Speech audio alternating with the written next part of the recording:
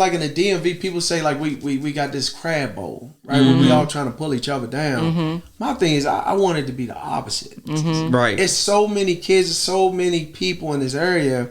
We should never be trying to talk bad about this person, talk bad about that person. It's like, when we help them. And if you don't know it, let me teach you. I don't mind teaching you. Yeah.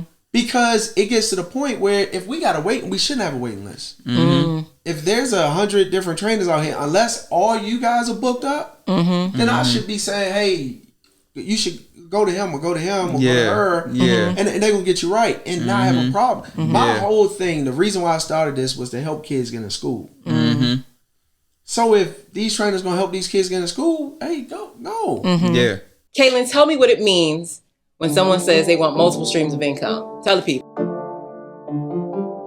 Why do the people need multiple streams of income? COVID says it all.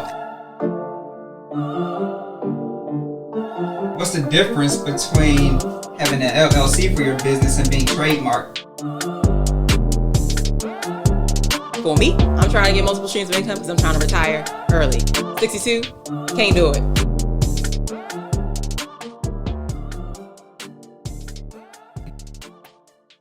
What's going on, y'all? Welcome to another episode on the Stream Chasers podcast. You got myself, Kalan. And I'm Candace. And we're glad that you're here joining us on another good episode. We got something very special for y'all today. We're going to get into a topic that can not just benefit your health, but also you can apply it to a business aspect and just overall like wellness. And like I said, it's going to be something that everybody can take from, whether you are physically active, doing the things that you need to do for the good body, or if you have some aspirations on getting into the gym world as a business owner. But before we get into all that, Candace, what's been going on with you? So it is the end of the fiscal year, or I guess the beginning of the next fiscal year on the FTJ, on the full-time job. So it's employee evaluation season. People suck. Just generally speaking, that's a thing.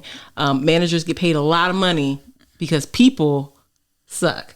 You know what I'm saying? Like, you think about it, your manager doesn't do a whole lot of work. I mean, they do work, depending on where you work at. They do work. They have a job. Right. But like a good portion of their job is dealing with people. Yeah. And people stink, just generally speaking. So that's the thing. Depending on people. It depends on the people. But I'm going to broad stroke it and say people generally stink. Yeah.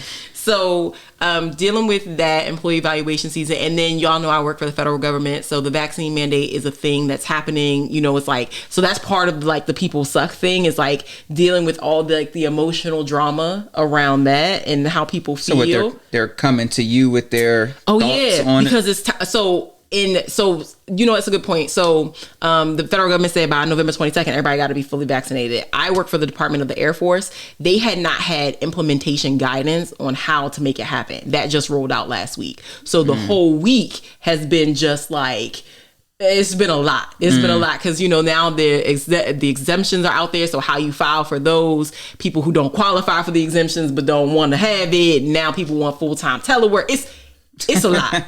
It's a lot. So that's what I've been doing for the last couple of weeks. But also, we talked about trying to find a space for that workshop that I think I want to throw for my business. I looked into some of like the municipality like rooms and stuff like that at some of the newer facilities. So I'm looking into those and some avenues around that. I'm really thinking, I'm really big on like branding and like, what does this facility say about the workshop that I'm trying to, because I want it to match, you know what I'm saying? Right, so like you're walking into a thing, it's artsy, it's supposed to be you creating like a family heirloom, blah, blah, blah. Does this space say that to you? You know what I'm saying? So I'm trying to make sure that I make that match, make it make sense. But also that I'm conservative on these pockets because venue spaces is expensive. Yeah, and you want a profit. And I want a profit. So, you know, make it make sense. That's what I've been doing. How about you? Well, you know, my journey right now is trying to find a space. Oh, right. You know, for the business, not trying to rush it, but I do want it. Preferably, I would just say like, beginning of next year. Okay. But that's like depending on the build out and all that type of stuff. I'm very new to all that. Yeah. So possibly with our guest who has gone through some of that, I'll ask some of those questions also in addition to all the gym things. Now, last week you were saying that you thought you found the one. Was she the one? So the person or the property manager or the leasing associate. So it's like a property management company. Typically, that's where you see like the KNLBs, Okay. the NAI, all those signs that you see driving around. Those properties have somebody connected to them, which is like the property manager, Okay. who you would deal with. The property manager for this for that space had emailed us like that Monday, Okay. late, and was like, "Hey, can't make it." Oh. So in my mind, I was like, they already kind of blew me, because it's like, I am a serious buyer, you know what I'm saying? But it's like the way, granted, I know things happen, Right. but that's neither here nor there. But we're supposed to go see it in 2 days. Okay. This upcoming Monday. Okay. So I did think that was the one. However, I got connected with a commercial realtor. Okay. Now who's they call it my tenant representation, basically. Oh, okay. So we're part of the team, signed the contract, Okay. the whole nine. So now he's started sending me some things that I don't see on like LoopNet, because they have some other privileges, basically, you know what I'm saying? So where they have access to see like what's really out there versus what the general public can see. Got it. So now I feel like I found the one. Oh. That wasn't that one. Okay. Granted, it's early. It's early. But when he sent it, I went out there because it's not far from my house, which is what I've been looking for. Part of being the one. So like the day, I remember I got off work, I picked up Kennedy, dropped her off at home. And I was like, I'm gone. Okay. I went, drove by the space, peeked my head in, because it's two different spaces. Okay. Took pictures. So it's like, I'm hoping that could be something. Well, that's a tidbit right there to know that if you're looking for a space, getting a tenant representative or a commercial realtor as your tenant representative gives you access to things that, just like if you were doing residential, they have that MRLS site, I think is what it's called. Yeah. MLRS. I think I done got the initials messed up, but y'all know what I'm talking about. Where your realtor can send you things that you wouldn't see if you go on, century21.com or whatever. Or Redfin, whatever. Yeah. Yeah, exactly. It's the same type of thing. Same type of deal. I'm excited. Yeah. Now give me a tenant representative. Yeah, yes. So I have a friend that always talks about like, stop trying to do every job. Get the people, or like hire the people for what they're specialized in. It's tough for type A personalities like you and I. So the crazy thing is, I'm always looking to delegate. Oh, that's not my life. But it's like if I don't feel confident, or if I see like the lack of knowledge or the skill set, I'm just going to be like, all right, well, I'll do it. Yeah. And I like to learn and know about a lot of different things, so I can take care of myself, right? If I ever get in a jam. Okay. So, no, I have control issues. Yes, yeah. So yeah, I don't. Yeah. Okay. Yeah. Well, I'm excited for you. Yeah. So I'll keep everybody in the loop. Yeah. Next episode, Instagram, you'll everybody be in the loop. Okay. But yeah, Stream Chasers. So, like I said, we have something special for you all today. We have an owner of a gym, and this person has owned or has gone from one space or two different spaces, starting in his home to then getting a nice space and then even upgrading to another space. So he has a lot of information on that journey, what it's like to get your first clientele or your first group of clientele, because that's a thing for any business. Just always trying to get that first client. We talked about before, it's like, do I offer free just to get people in the door? Do I offer discount services to get people in the door? Or do I just know my value and say, this is it? You know what I'm saying? The price is the price. The price is the price. So we're going to get into all that type of stuff. Again, just for how this man has grown. Like now he has celebrity clientele, you know, has worked with many people that you all know, fans of, I'm sure. And so, like I said, it's going to be a good one. We're going to get into all that. But before we really do the formal introduction, I just want to ask Candace something. So when it comes to like gym spaces and things, Candace, like, I'm sure you've been in a gym. Yes. You've been in a gym. I've been in a gym. You've been in a gym.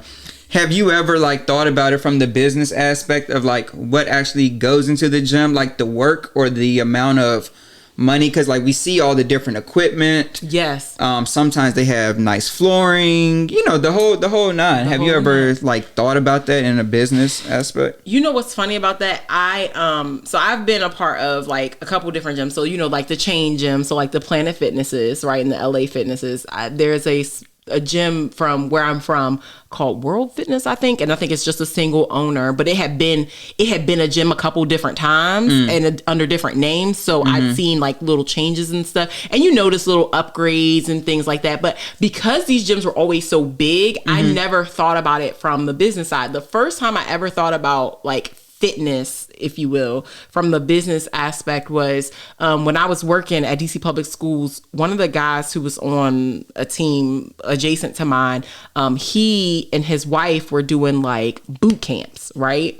So they would meet out like at Anacostia Park, I want to say, and do like boot camps, and they do the whole loop and the this and the that. I went out there and struggled through a boot camp situation. He only talked me into it because we were like co-worker friend situation, and I was like, okay, I need to get my life. I've been aspiring to be fit for like my whole life, so I'm gonna go out here. And so, but it was during the summertime, so I asked him, what do you do during the wintertime? Like, how do you make this work? Because y'all out here doing the things. And he was like, oh, I do it from my house. Like, we have a basement.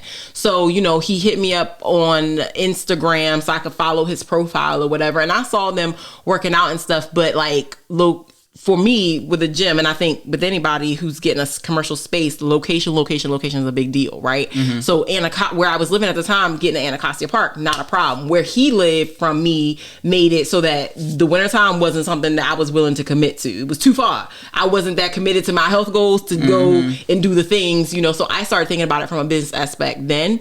And then the one time that my son is 16, he asked me to buy him dumbbells because he said he want to be buff. So literally I asked him, I said, what you want? You want dumbbells? He said, yeah, I want to be buff. And I was like, okay, fine. I looked into the cost of said, I was like, this is cost prohibitive. He want dumbbells. I don't know if he gonna get dumbbells. He might be getting some resistance bands.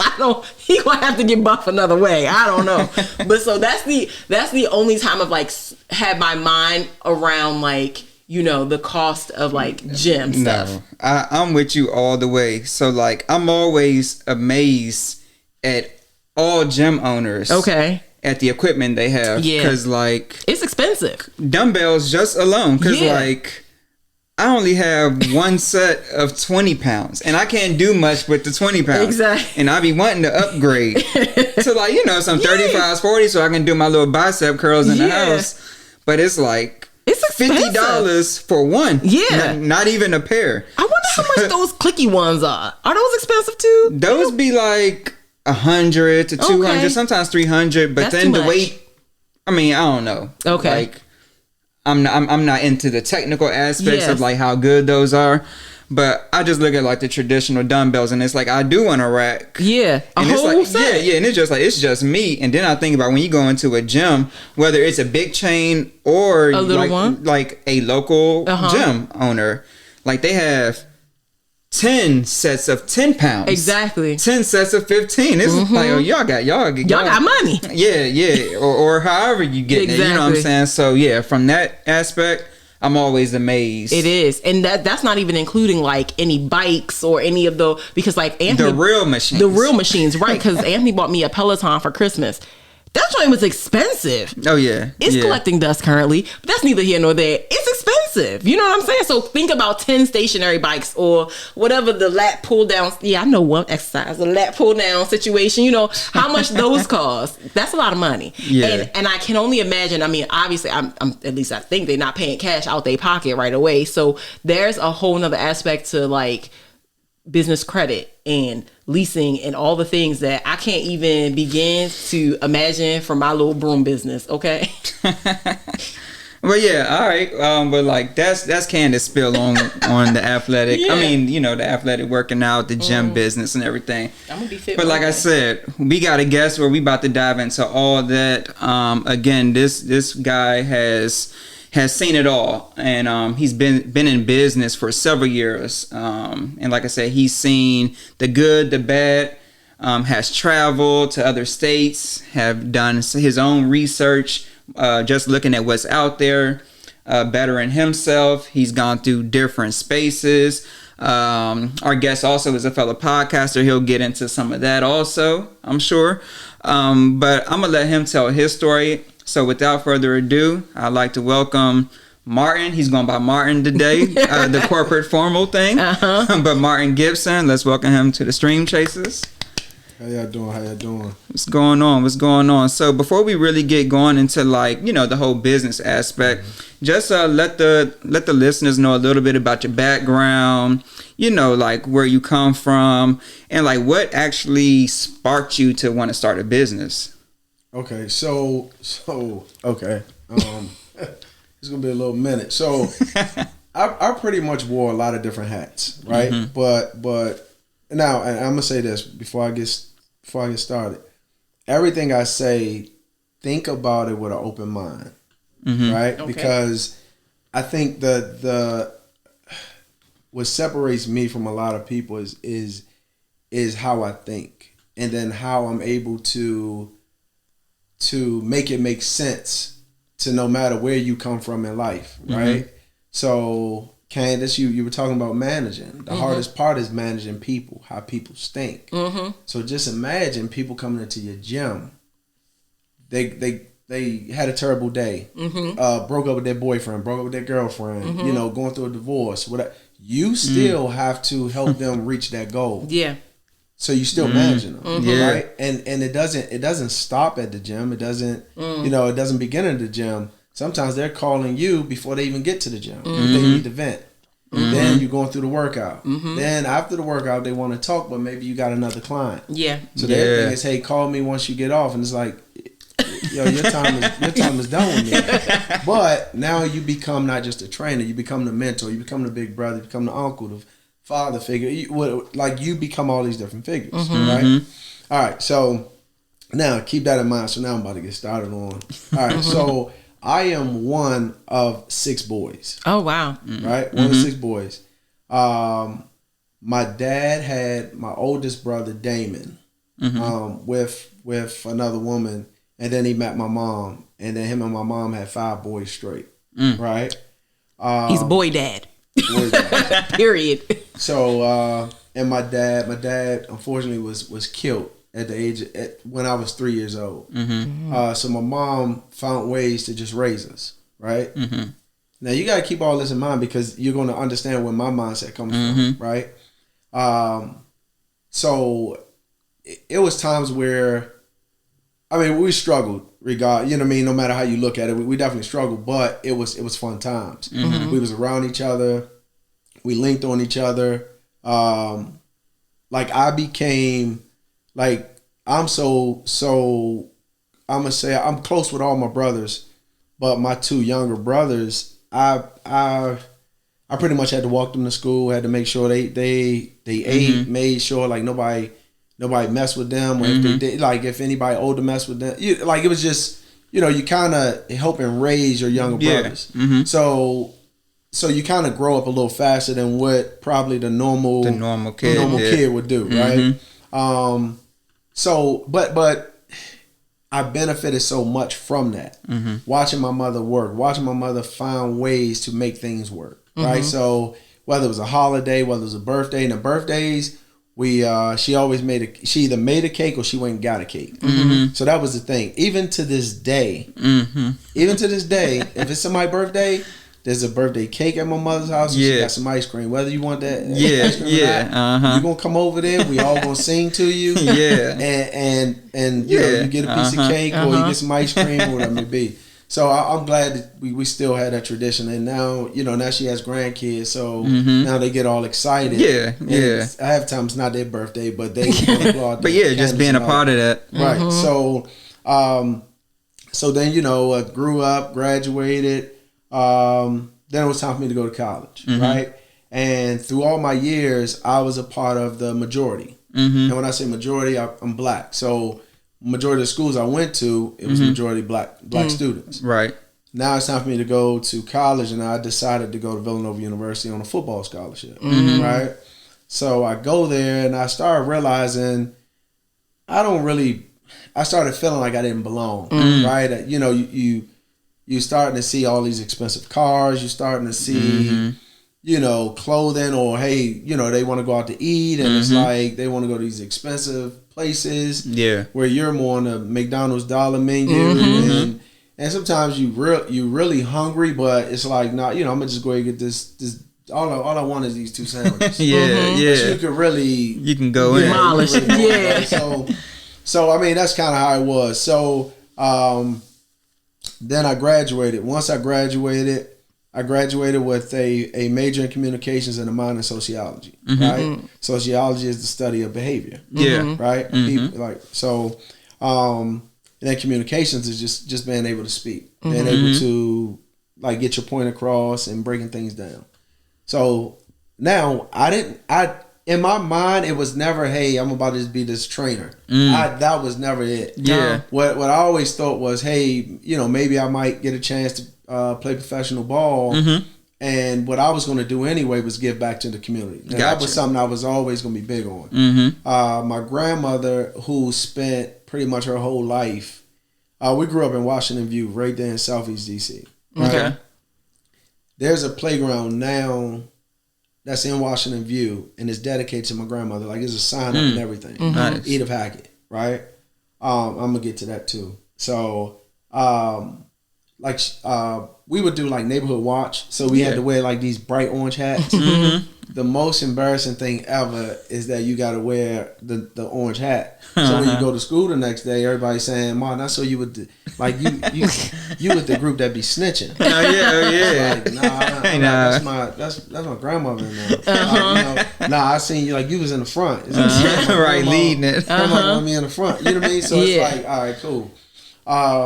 But then, okay, I that didn't work out. Like, I actually tore my hamstring like 3 days before my pro day. Oh, wow. Oh, no. So, right. No, it's fine. I mean, it's fine now, but I can imagine how you felt. Right. I was. Yeah, so, that's a tough thing. What I said to myself was, well, dang, you know, maybe it happened for a reason. Now, mind you, I'm upset, but you kind of get through it. So I had an experience in high school. So I came out of Central High School, and I had a chance to go to DeMatha, but I just felt like DeMatha was like the winning school. I wanted to go somewhere where I could kind of turn the program around. Yeah. And in all my years at Central, we had winning seasons. Okay. Before I got there, Central never had back-to-back winning seasons. Gotcha. So I had winning seasons all 4 years. Right. So that, to me, that was big, because that's why I went in.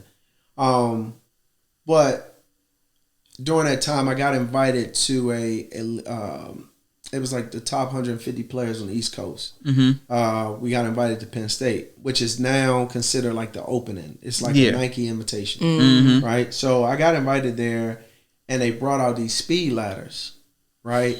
And I've never seen a speed ladder ever up until this point. Yeah. So I'm the one guy that's struggling through all these guys, right? And I'll never forget, one of the coaches walked up to me and said, "Hey, like, you got invited here?" And I'm like, "Yeah."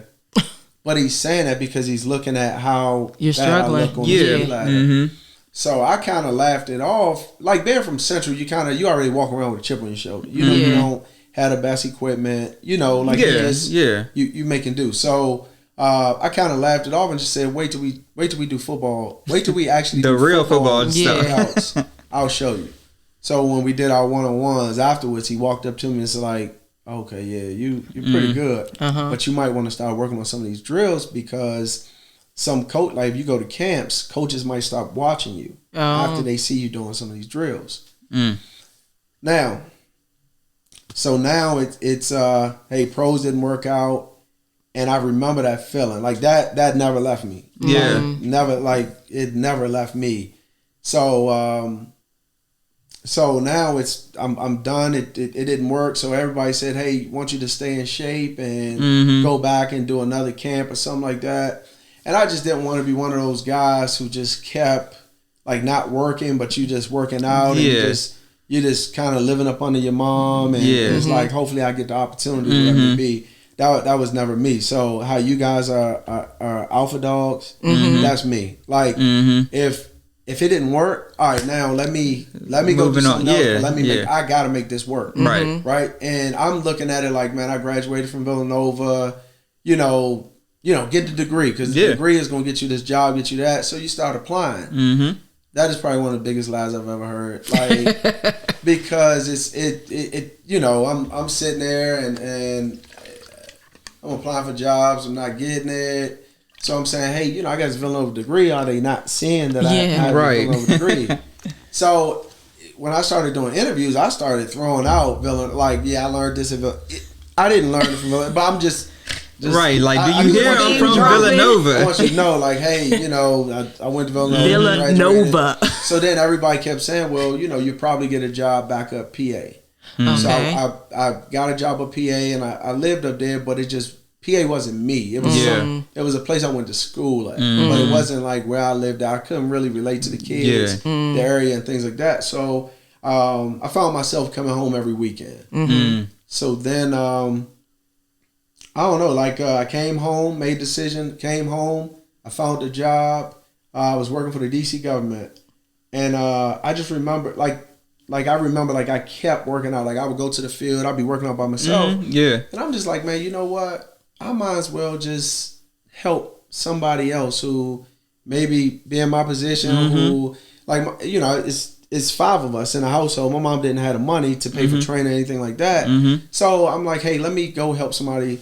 So my best friend, Antoine Minor, we call him Fats. He said he was trying to lose weight. So at this point, I had bought like a dark green yoga ball and 2 5-pound dumbbells from Sports Authority, right? And we're in a house basement. So in this house, my mom's house basement, you got couches in there, you got a coffee table. But we have to work out an hour a day, 3 times a week, right? And he's going to pay me to help him lose weight. Okay, right? That's not much equipment. So at that point, you got to be very creative as to how you're going to get the job done. So it was working. And the more, so as I was getting paid, I would put the money, instead of spending it, I put the money to buy more equipment. My little league coach, he had a son who was trying to gain weight, and I ended up working with him. So, now slowly starting to build. Right. So he was 196 pounds, and we started in December. By the time he went to school, which was probably like June, he ended up being 256. And that's what he was trying to get to. Right. Oh, yeah. So, like, it worked. So then next thing I know, you got 3 other kids coming in, But we didn't even use a field at this time. We're using my mom's backyard. So you can just imagine cleats running up and down in the backyard. I don't have much equipment, but to me, it's like these kids really believed in me. So it was days where I felt like, well, dang, man, I just want to go to sleep. I didn't, because I felt like if I went to sleep, they might give up on themselves. Right? Yeah. So it was, now you put pressure on yourself, right? But eventually these kids started growing. They started developing. They started getting recognition. They started getting college scholarships. So now it started becoming like a bigger deal, right? And I'm kind of trying to fast forward. So my old high school basketball coach, Coach Massenberg, was the coach at Douglas during the time. So he asked me to come up there, come work with his kids. I did that. DC Premier started their AAU company, so I went on the road with them for a year and was their strength guy. Then I had a guy named Elijah Brooks, who became the head coach at DeMatha. Yeah. He asked me to come on and be the running back coach at the Mather. Now, mind you, I also have a full-time job during this time. Okay. Right? Well, I work for the federal government at this point. But I'm still the running back coach. I am still the strength and conditioning coach for those teams. And then I'm still running GPT. Yeah. Right? So it's now it's a lot. Time, got a lot of stuff. Yeah. Right.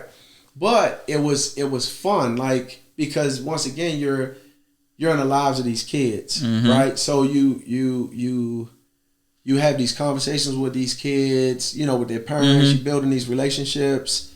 So one of the biggest things that I came up with right away was family. When we break down the huddle, we're gonna say we family, because if you don't talk to me, I don't really know what you're going through. I don't really know. Like when you go home, I don't know what that situation is like unless you say that to me. Yeah. And then it became this whole mental health type thing, right? So I don't know you guys' situations, but I wanted y'all to know that I loved y'all, right? So before we left, hey, I loved y'all, and this was the way we was gonna break it down. And that was the one thing I used. Like, hey, if even if you felt like you was alone when you came to the workout, you didn't. You felt like you was a part of something, something positive, and it was part of family. Yeah. So that's what I used all the time. Gotcha. So now I'm trying to speed this up so we not sitting here forever. You good? You good? But no. So okay. So now I become a little too busy where I can't do the tour with DC Premier. But hey, you guys can still send your guys my way. Then you had other AAU companies come in and, hey, listen, we would love for our guys to come work with you, but we had a cheer tied in with Under Armour and DC Premier. So they didn't like that because so the other AAU groups necessarily didn't like that you was already tied in with other AAU groups. Yeah. So it was more so of if you're with Under Armour. I got Nike kids. I got Adidas kids. I can't send them your way, right? Because you guys are tied into a contract. Oh, gotcha. But that was the thing. Now let me educate. No, I'm not tied into a contract. I didn't sign anything with them. It's the fact that maybe this company or that company is sending me gear because I'm on the road with this team. So and this was my thing, and this is how I kind of learned a little business about the branding part. If you wanted me, if it was mandatory for me to wear Under Armour on these tournaments or these AAU games, whatever it may be, then you're going to have to supply that to me. I'm not going to go and buy it. I'm not going to spend my own money to go buy it, right? So I purposely, when I went on these things, I would wear Nike. Like I would wear the opposite brand. Right? So if you got upset or you looked at me, what you looking at me for? This is what I spend my money. This is what I'm going to spend my money on. Unless you going to send me stuff. So that's how that kind of worked. And now I'm wearing Under Armour, right? And Under Armour, they were quick. They were big on it where they realized, okay, he has these kids. He these kids are listening, and a lot of these kids have these promising futures. Let's kind of try to tap into them. So they would help me. Like they would send me clothing and I would give it to the kids. Right? But then I started thinking, well, I'm helping this brand grow. And I'm not getting a check for it. Right? So it's on my dime, it's on my time. Time is money. Right? So now let's meet. Because now I don't want the product no more. The product doesn't. That's easy. That's an easy write-off for them. Like, product. I don't want that. Like, if you guys are serious about it, and let's sit down, let's talk, and then we can go from there. Okay, so now I'm at the point where my kids are now in college. So they're building relationships in college, and you have other kids that's with them, working out with them, and they're asking like, hey, how did you get this strong? Or how did you get this? Well, Coach Mo back home. So now I'm starting to get DMs. I'm starting to get texts. Starting to get calls like, hey, do you come to colleges? Right? Now, mind you, I'm at the Mather. So I'm also at the Mather. I'm at Douglas. And I'm also on tour with, I did the tour with DC Premier. So I'm meeting these coaches. Now, also, coaches are coming in for visits. But it's like they're hearing from the kids and the parents, well, Coach Mo does this, Coach Mo do that. So the college coaches want to come meet me or they want to call me and text me. So now we're building relationships that way as well, right? So now it gets to the point where like I said, my kids were in college, and now they're starting to get this recognition of possibly getting drafted. Yeah. Right. So, I think I might mess this up, but don't take this against me if anybody watching this. I think the first guy that most people recognized off the break was Saquon. Okay. When Saquon got drafted, I think number 2 to the Giants.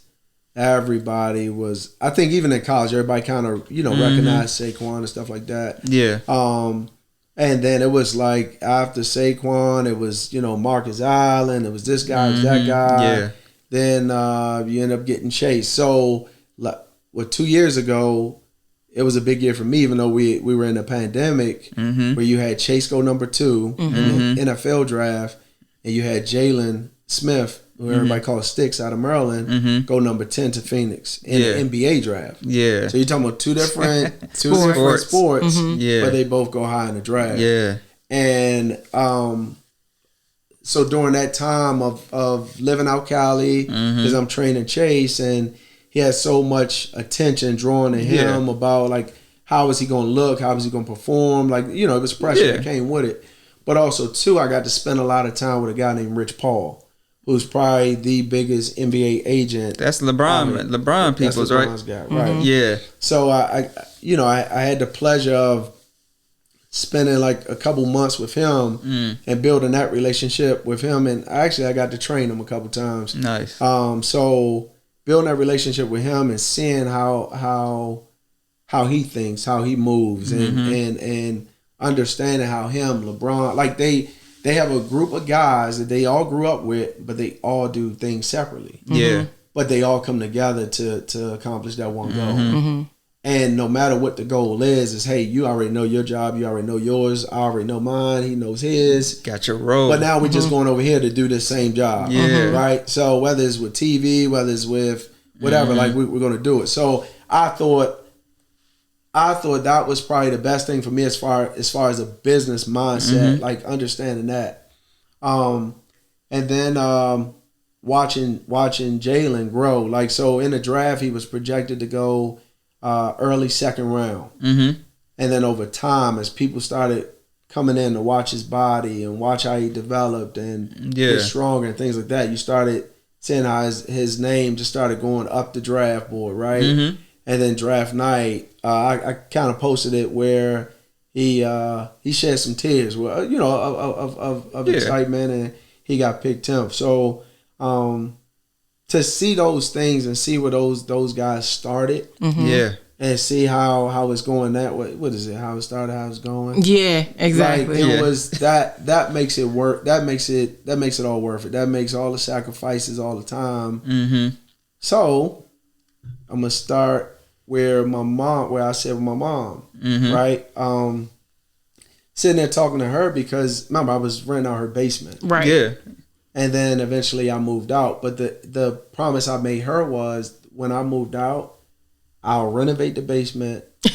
And I told her to get rid of the furniture, like let my brother get the furniture because he just moved out. Let him get the furniture. And I'll replace the furniture whenever I move out. Like we'll go into a furniture store, you pick whatever you want, Nice. and we'll put that in the basement. Nice. I'm a man of my word, so that's what I did. But that was to show my appreciation. But like we had this talk, me and her, and it almost got me a little choked up because it's like I know what it's like now to see like a kid grow. And mind you, I don't have no kids myself, but not yet. Yeah, but during that time to sit there and you spend all this time with these kids and watching them grow, and now it's like now I get it. Now I understand like why you did what you did and find a way. So exactly. Nah, that's amazing story. Yeah. That's amazing backstory. It is. I want to snap or clap or something. It is a good story. I got so many questions. Go ahead. Okay. First question. When along did your journey, because you don't work for DC government anymore, so when along your journey did you say, okay, I am too busy, or something looks like something got to go and it's going to have to be this full-time job? So it was like this. what I did was I wrote on a piece of paper, Okay. right, how many hours a day I wanted to work for the rest of my life. Right? Okay. How many hours a day would I want to work? Right. Yeah. And I put 6. Okay. So I wrote it big as day, and I put it on the gym wall. Everybody would come in and ask me, "What does the 6 mean?" I never told anybody. Okay. But the 6 meant to me, it was a reminder to me. First of all, every day I walk in that gym, I was going to see it. Okay. I was going to see the 6. So it was, hey, this your goal. That's what you're trying to do, right? Now it's going to take some work. It's going to take, hey, like some weekends where you might not be able to have fun with everybody. You might miss out on some celebrations or whatever it may be, but you trying to get to the 6, right? So, and I was reading books, and I was also talking to people, and one of the biggest things was finding out your price. Okay. Well, how you find out your price? What do you pay as far as expenses a month? Okay. Right? So if you do that and you do, okay, I'm trying to work 6 hours a day, right? How many days a week am I trying to do it? Am I just trying to do Monday through Friday? Cool. So if I'm doing that now, I need to divide my bills to the, Yeah. 30 hours a week. So then that would tell me how much I need to make per hour. Okay. So I knew right then and there, okay, price need to go up. Now I had a buddy tell me, man, you don't want to start a gym in Capitol Heights. I get that's PG County, but it's Capitol Heights. People are not going to be willing to pay the money. In Capitol Heights. Right? Then I started reading books. Right? And the books that I was reading it wasn't about where's your business. It was more about creating an urgency. A value. Creating it, right. Creating the importance of who you are and what you do. Why are you so different? Like, why would I come to you, pay you X amount of dollars when I can go work out with this trainer for less money? Right? Yeah. That's the thing. That's the problem. Yeah. Right? And nowadays, there's so many trainers in our area.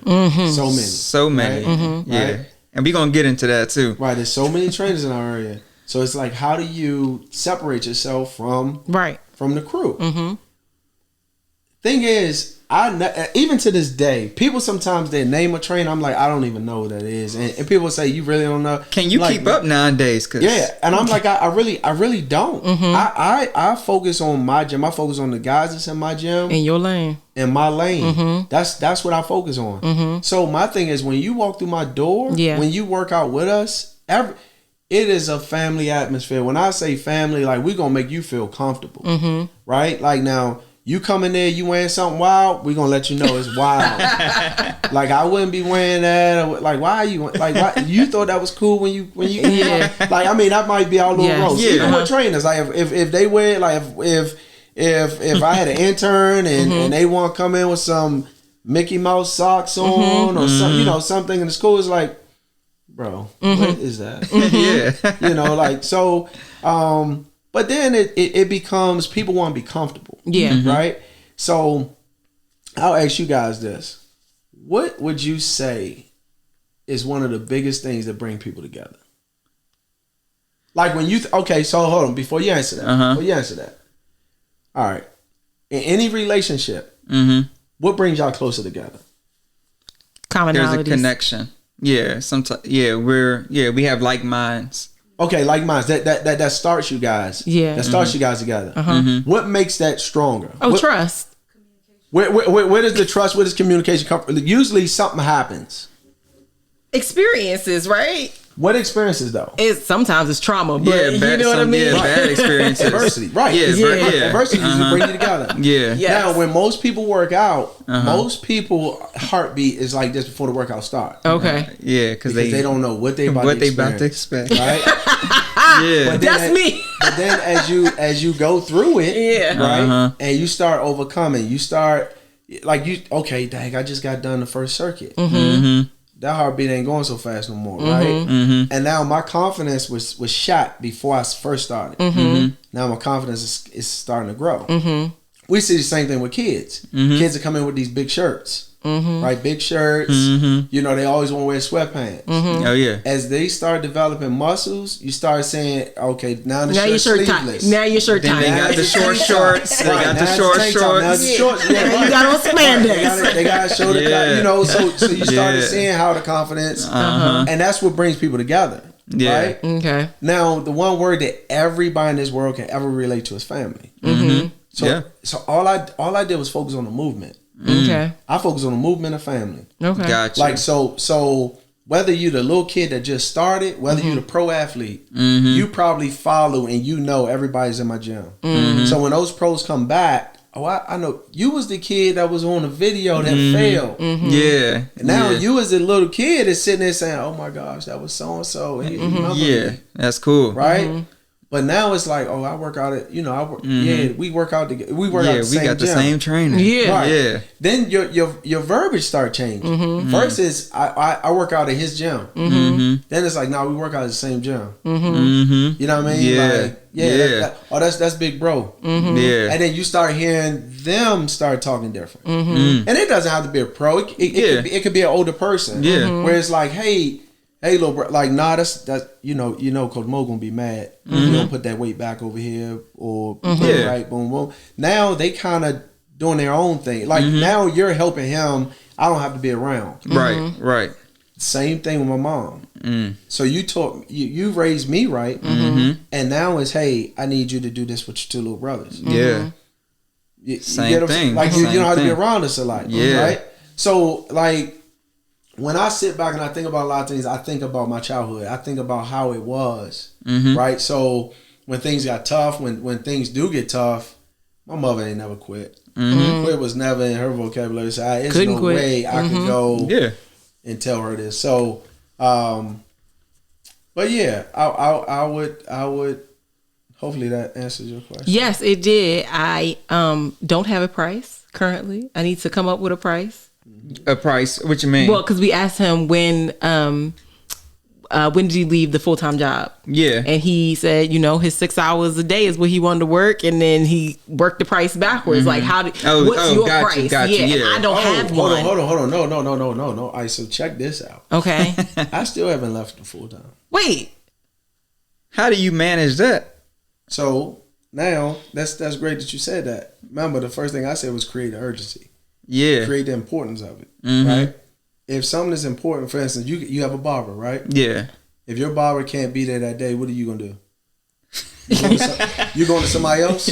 He going to his It wife. depends on how serious it is. Yeah. If it's nothing going on, I'll just wait. You'll just wait, right? Yeah. So you create the importance. Yeah. Right? Gotcha. So hey, these are my hours. This is all I got right now. Okay. Right now. I'm about to get educated because I got some questions now. Yeah, with this. okay. So you create the importance. Okay. If you create the importance, everybody's gonna sit around and wait when they want. Like, hey, I need to work out GPT. Okay. I've seen what you done to Candace. I've seen you done with him, her, blah blah blah. I don't want to go nowhere else. Okay. Well, okay. During the pandemic, we had to go up because the demand was it was crazy.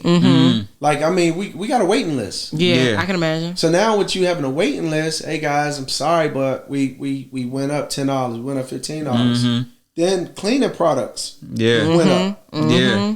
Guys, we got to go up. Mm-hmm. You know what people said? Okay. No problem. Right.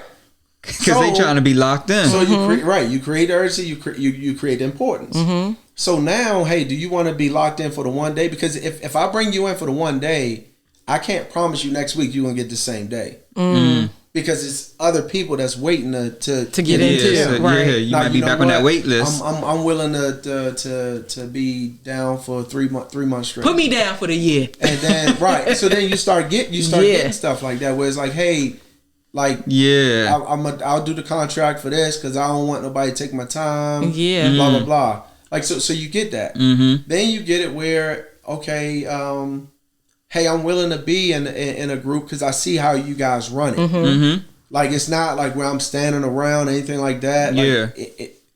Me and every last trainer that's at GPT, we pretty much it's fast paced. So whether you in a big group, small group, you're not gonna be standing around watching. Got you. Right? Got you. So when people start seeing that and they start saying, okay, I'm still getting results, right? I might not be paying as much for an individual, and I probably don't have his one-on-one attention. But hey, my goal was to lose this in this certain amount of time. I'm still hitting my goal. Yeah. Now, once you hit your goal, you're more than welcome to leave and not train no more. Yeah. But that ain't gonna happen. Made it because nobody's trying to go backwards. Right now, you have made it a routine. Yeah. So now I'm not going nowhere. That's a habit. And in fact, you become a marketing piece for us. Yeah. Because now your girlfriends and everybody asking you, "Hey, what you do?" Well, I went here, I went there. All right, let me go. Now, mind you, when they come through the door, right? But then we go through adversity, and it's boom. You know what? Yeah. You all right. Then it's, now it's, I come in the next time, I'm good. I'm ready to go. Yeah. But let me tell you about my day. Now, that's the one thing that you're gonna start getting as a trainer. Yeah. When people start getting comfortable, people want to vent. Right? And that's okay because you're catching them at a vulnerable stage. Yeah. Most people are not comfortable being vulnerable around other people. So it takes trust. That's true. Right? But through trust, that's when you start communicating.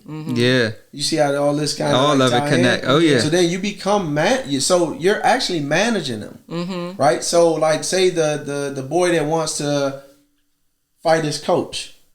Right? You now talking him off the cliff from doing something stupid, getting him to think other than violent. Like instead of being violent, how about you go in, sit and talk to him? Yeah. Because you don't know how he was raised. Yeah. So how he was raised could have been, hey, this is how you handle. Exactly. This is how I communicate. Exactly. Right. So now you change how he thinks. Where it's like, okay, I don't have to be violent. I can talk this out. I don't need to be arrested or whatever it may be. Right?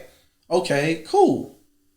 Or say a guy or a girl who might like a guy. Coach, like I really like him. Like, listen, don't do that. Because when I was your age, trust me, I would have been like, yo, she crazy. Yeah. So don't do that. And it's this is why. If anything, try this out, right? Or try this or try that. Now we got a communication going. But then I'm also talking to the parents, keeping them in the loop. Come on, hey, therapist. Listen, this was going on. This was that. Yeah. But that's what you become everything that you have to become in order to keep them level. Yeah.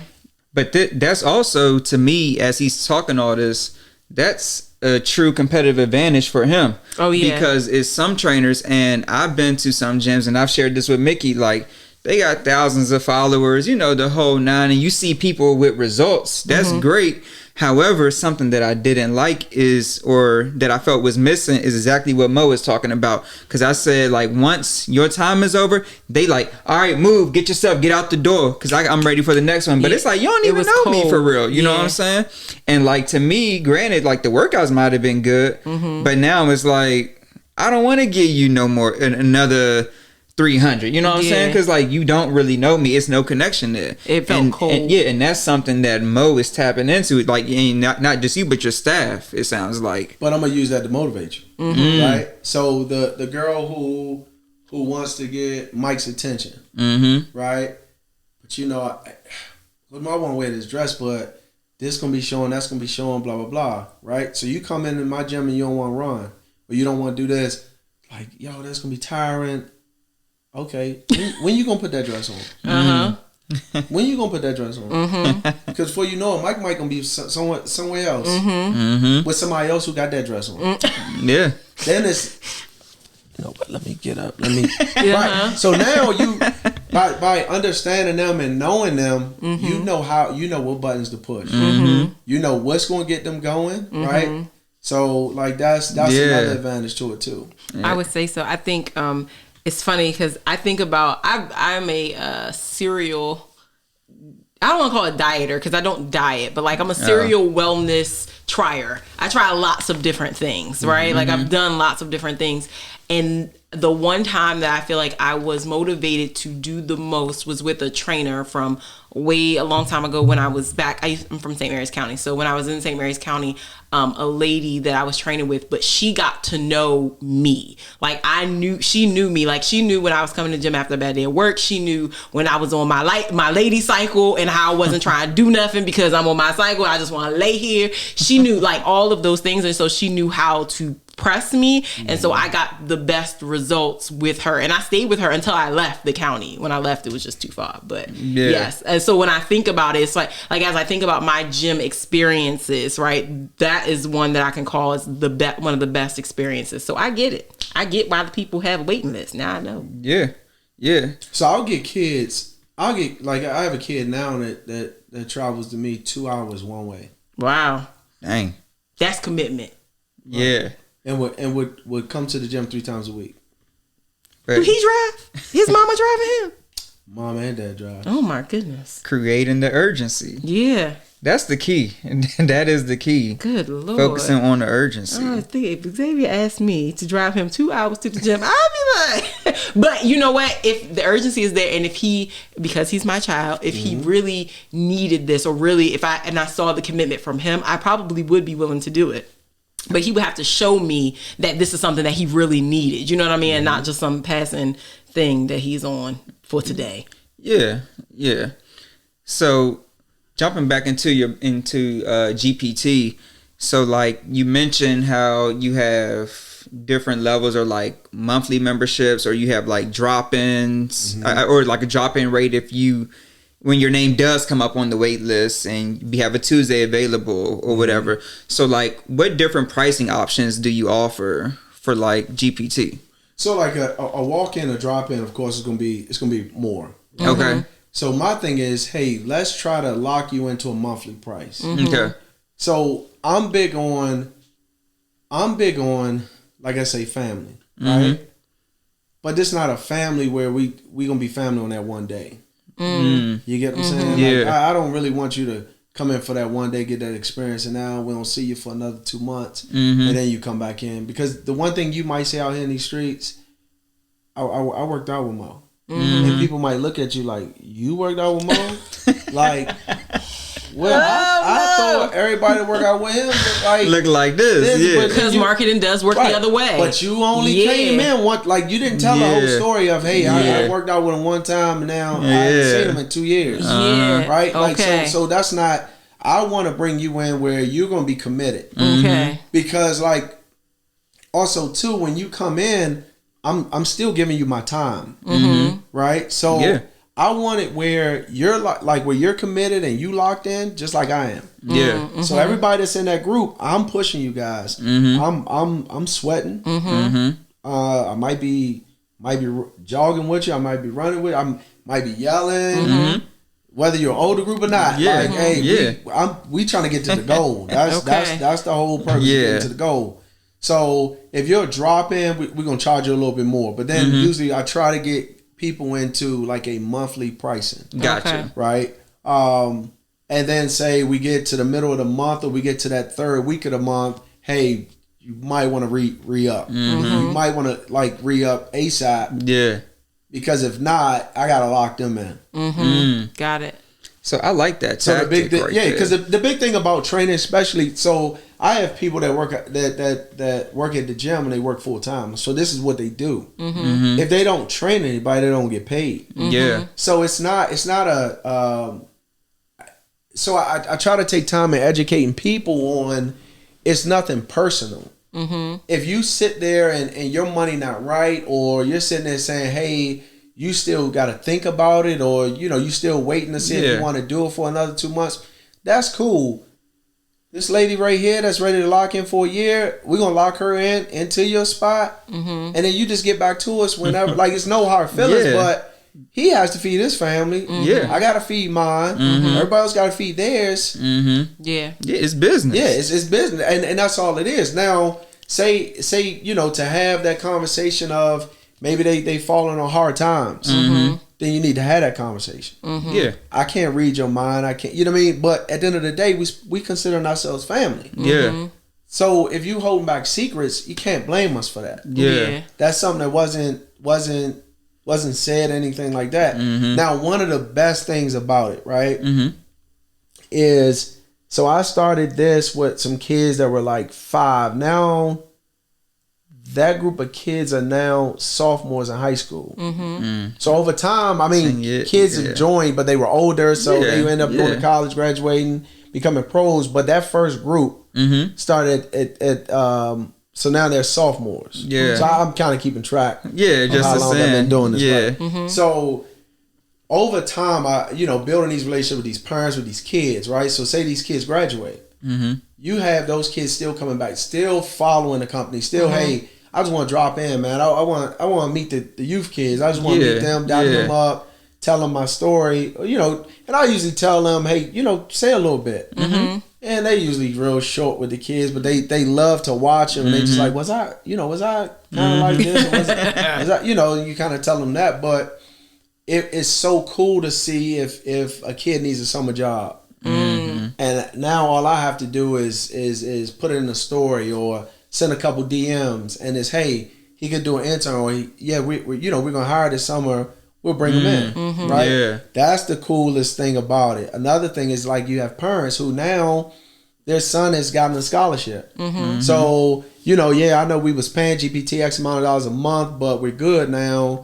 But you know what? If there's a kid that's struggling, I want to pay for that kid. Oh wow, that's nice. So you get that. That's true family. Right, true family. Family. So you get that, and then you also get. I have a nonprofit. It's called Edith Hackett Community Development Corporation. Edith Hackett. Yeah, that's my grandmother. Yeah, your grandmother. Right? Who basically gave to the community, built up the community. So, and that's all that nonprofit does, is give back. Like, so we had our school drive, we have our toy drive, we have our feed the homeless, we have our coat drive. We have all these things to help our community. And I make it mandatory for these older kids to participate. Nice. Because I want to keep them humble. I want them to see what it's like. Like, when they think because they didn't get the Jordans, they come on a hard time. It's not a hard time. Exactly. This is a hard time. Like, meeting these kids, talking to the kids. And you're not going to just come and just pass stuff out. You're going to actually meet them. You're going to talk to them. You're going to have a conversation. Because their story is different than yours. Yeah. Oh, yeah. Can I ask you a question? Yep. Do you stay in your gym is in Capitol Heights? Do you keep your gym in Capitol Heights because of what is said about the community? Exactly. Yeah. I felt that as he was talking, because I was like, at this point, you could choose to have your gym anywhere you wanted to. You could go to Mitchellville. You could go to where the more, where it's a little bit more affluent. You could go anywhere. But I'm like, he's in Capitol Heights for a reason. I used to live in Capitol Heights, so I was like, I feel like he is in Capitol Heights for a reason. Right, because just like I left Philly, I said I couldn't relate to the kids. Yeah. I don't know what it's like to live in Philly. I can't. I mean, I can tell you what it's like to not give up. You shouldn't give up. I could do all that. But I couldn't tell you, I couldn't give you experiences. I've never lived there. I lived there as a college student. Right? Which is different. Yeah, it's different. But say when you're in Capitol Heights, I grew up my mother's house is 5 minutes from here. Yeah. That's where I started that gym at. Yeah. Yeah. So I can tell you what it's like. The schools you're going to go to, we donate to them. Yeah. We go up there, we go talk to the kids, and some of them run up, hey, I met you before. Yeah, you did. Yep. That's tight. I'm still right around that corner. Okay. Yep. That's tight. Yeah, for a business who thrives on family, who has, community partnership, again, like I was saying at the beginning of the episode, like location, but that's part of your message, right? We are here in the community. We are in and of the community. Like, I'm not going to get big on you, take your money, and then go to Mitchellville and flex on you. You know what I'm saying? Because you could. Yeah. You literally could. But no, we're going to stay right here in the community and do the things. And that's so key, because that's always a discussion for certain type of businesses. Like, do I stay in PG County? Because not even just Capitol Heights, because as Martin said, PG is predominantly black. Yes. You know what I'm saying? And some things black people aren't hip to yet, some businesses. So that's always been a thing, do I go across the bridge to Alexandria? Where they hip on the vegan where things. Where they going to pay your yearly like that. You know what I'm saying? But like you said, it's something about tapping into your own culture, your own people, making them like, you know, just providing great value, because that's something that is not, or that we don't have here in PG. And like Mo was saying, it's a lot of gems in the area, but which ones are truly delivering value outside of me teaching your kid A, B, C, D? And to be honest, and I'm sure Mo, Mike can relate, some of them ain't even doing all that. Like, exactly. But I'm not gonna put him in a tough situation to speak on that. But me as an outsider, because like I have a sports background, and I be seeing some of this stuff, and it's like some of them are fluke out here. Okay, that's all I'm that's all you gonna say about it. No, but that's the, you know, that's the honest answer. Yeah, and most of them know who they, you know. Yeah, I mean, they know who they are. So I don't like I said, I don't pay attention to it. I'm here, but say I might get 3 or 4 kids coming to me, right, and they say, hey, we was trained by the same person or whatever. It's like, okay, why are you squatting like that? Okay, you know, nobody ever told us that this is wrong. It's like, yeah, your heel not supposed to come off the ground when you squat, right? Like, so you start, but then you start educating them, right, and start teaching them, hey, this is how things are supposed to be. Now, check this out. I am going to have, like, in 2 weeks, I'm having a roundtable discussion where I'm inviting all high school students in, like free. This is a free event. Yeah, they're gonna come in. We're gonna speak on violence. We'll speak on domestic violence. I saw that on your profile. And we're gonna speak on recruiting, right? I got Bowie State head coach. I got Sakithia Wilson, who's a specialist in domestic violence. But we had a kid, PJ Evans, who was fortunately killed a couple months ago, right? And we had his mom to speak, right? And even to this day, his mom is saying, hey, let me know if there's a kid struggling. Like, I would love to pay for the kid. But I plan to have a roundtable discussion and bring trainers in and speak. But before I do that, I also want to do a seminar where I invite just trainers from around the whole DMV. Like, just come on in. We all just gonna talk. Yeah, we're gonna have a discussion. But it's not about. And I think, like, in the DMV, people say, like, we got this crab bowl, right? Where we all trying to pull each other down. My thing is, I want it to be the opposite. Right. It's so many kids, so many people in this area. We should never be trying to talk bad about this person, talk bad about that person. It's like, why don't we help them? And if you don't know it, let me teach you. I don't mind teaching you. Yeah. Because it gets to the point where if we got to wait, we shouldn't have a waiting list. If there's 100 different trainers out here, unless all you guys are booked up, then I should be saying, hey, you should go to him or go to him or go to her. And they're going to get you right and not have a problem. My whole thing, the reason why I started this was to help kids get into school. So if these trainers going to help these kids get into school, hey, go. Yeah, that's awesome. But that's my thing. It's like, hey, my goal is to help these kids get in school. When it comes down to these parents, hey, you guys got goals. I get it. You guys raised your kids for 18 years. Now it's time to do something for you. I get it. I grew up in that. Yeah. So now let me help you guys. Whether it's a mom or dad, is, hey, let me help you guys. Yeah. So when you were just talking about doing a seminar for trainers, if you were going to give advice to someone who was thinking about starting let's say they got their personal, I think there's like a certificate you can get, right, to be a personal trainer. So I got my certificate. I'm about to be a personal trainer. What advice would you give to somebody who's just starting out?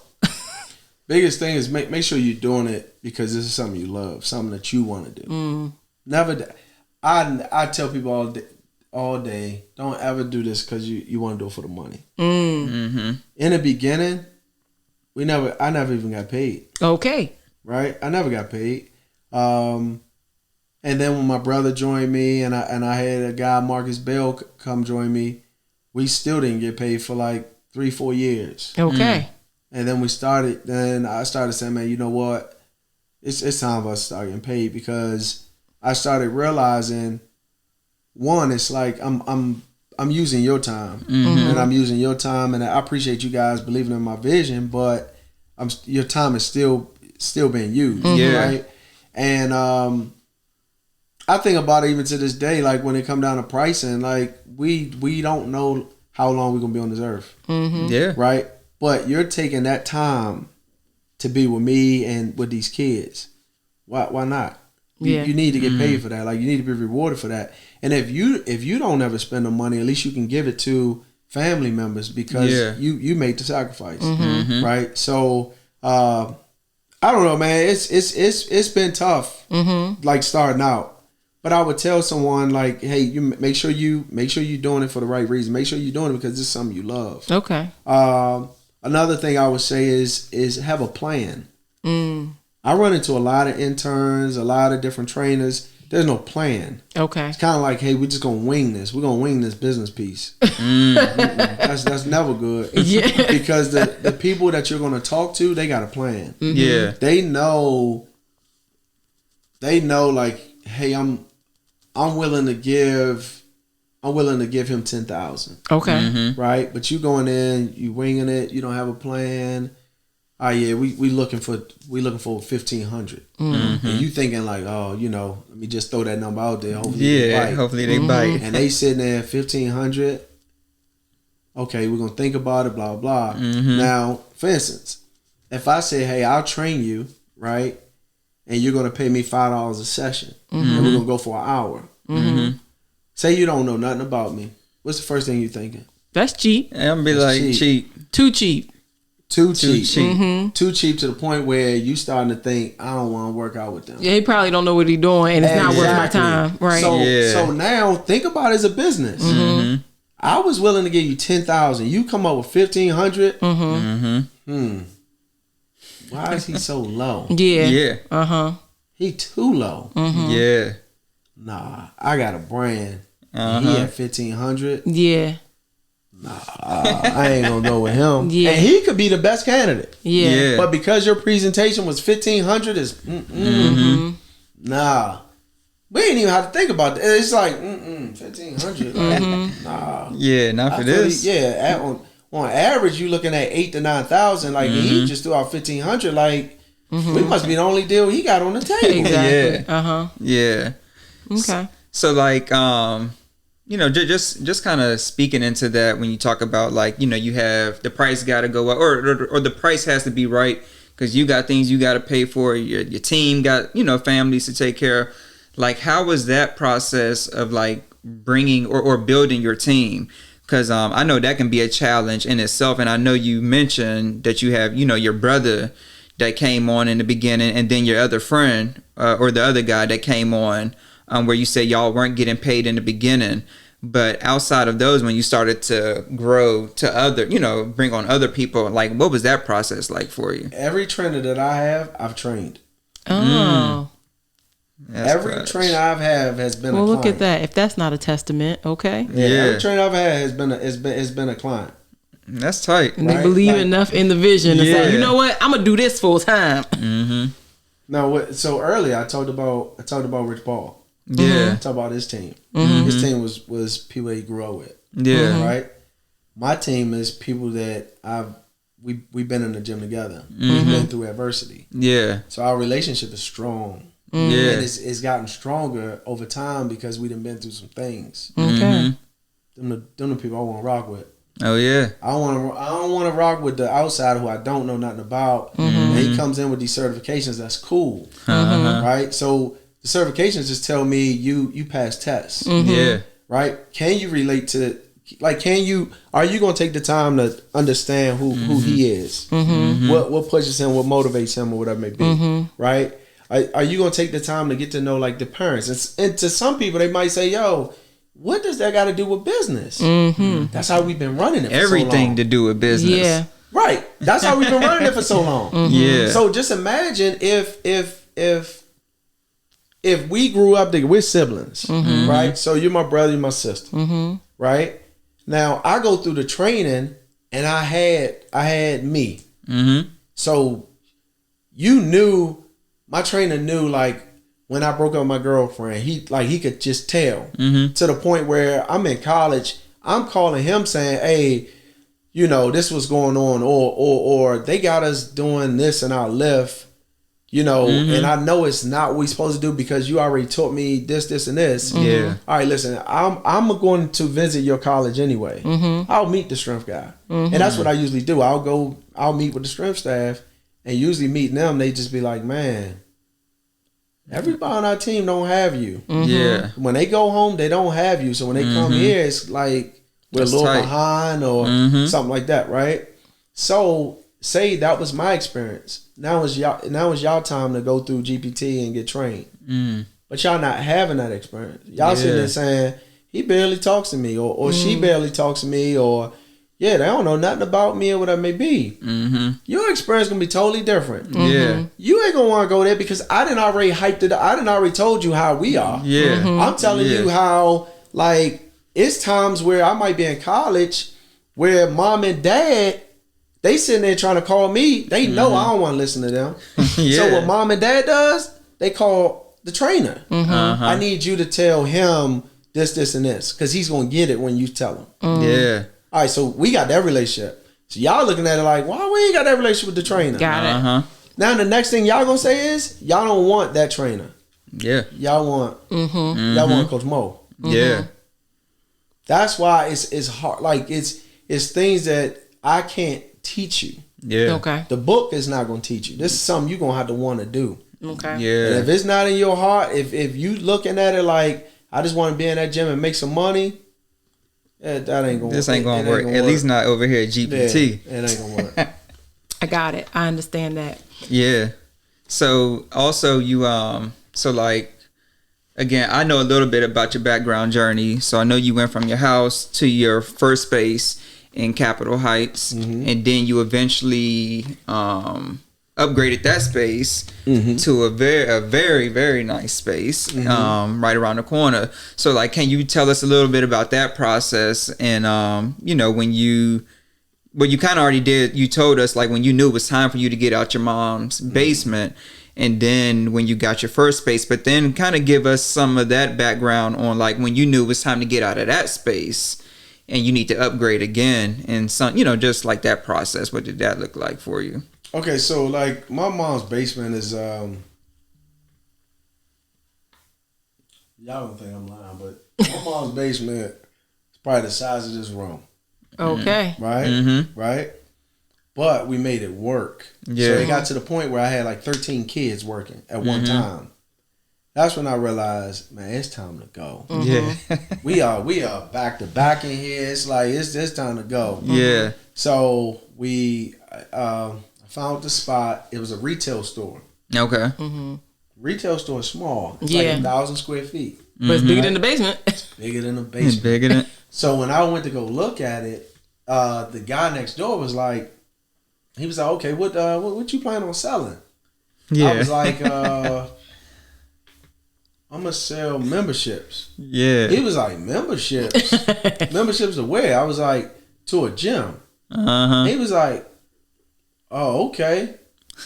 So you gonna use this spot to sell Just to sell memberships? office? another gym? Yeah. Like, where? I said, nah. So I laughed. I said, nah, I'm gonna have a gym right here. He was like, how many square feet? He's like, cause In this place? I was like, I got the same amount of space you got. He was like, that's 1,000. I said, yeah. He was like, oh, okay. He just left it alone. Yeah. Yeah. So then when I came back, when I finally got the keys, the guy, all right, so I was talking to that guy. Now I'm talking to this guy. So he comes in. He like, hey, man, I heard you trying to get a gym in here. I said, no, I'm going to make this a gym.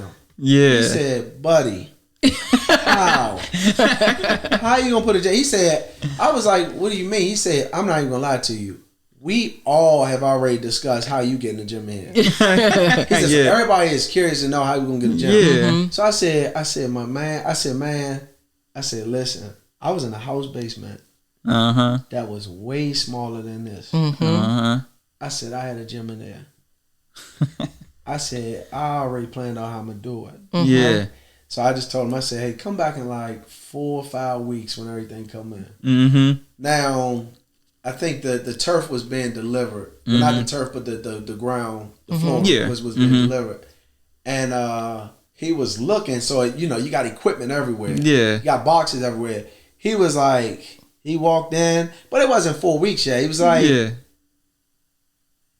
I don't know how you gonna do this. Man. Yeah, like, still doubting. This look messy. Right? Yeah. So he came back like within 4 weeks and he looked. He said, "You did it. This is a gym." I said, "I told you." Yeah. So then when the guys came, you know, when the kids came in, man, I would say within like 6 months we outgrew that. Wow. But it was, hey, I signed a 4-year lease. No, I signed a 3-year lease. So you stayed for 3 years. Had to. Oh man. So, but And that's usually a good term. Yeah, but we were used to being in small spaces. So you made it work. So I was able to take a group of kids and be like half of the gym back that way. Okay. Right? Then you might have 2 one-on-ones going. So they were able to split the half front of the gym and work their people out. Right? Yeah. We just made that work. But mind you, we was making it work in a house basement with 13 people. Yeah. Right? So this is nothing. This was like, it just seemed to us, it was like, yo, this is easy. We got space. Yeah. To most people who didn't know us, when they walked in, it was like, yo, how? Then, okay, now we get to the point, like I said, 6 months we outgrew. So then it's time for me to go look. So I called the agent, right? And had the agent go look. Agent said he only had this many spots. I went to go look at them. I didn't like them. So he was trying to convince me of using some of it for office space. Yeah. And I just told him I was just like, I would never spend much time in the office. Yeah. If I'm in this gym, I'm in this gym to work. Yeah. The moment I leave this gym, I'm going home. Yeah. Right? So I had that conversation twice.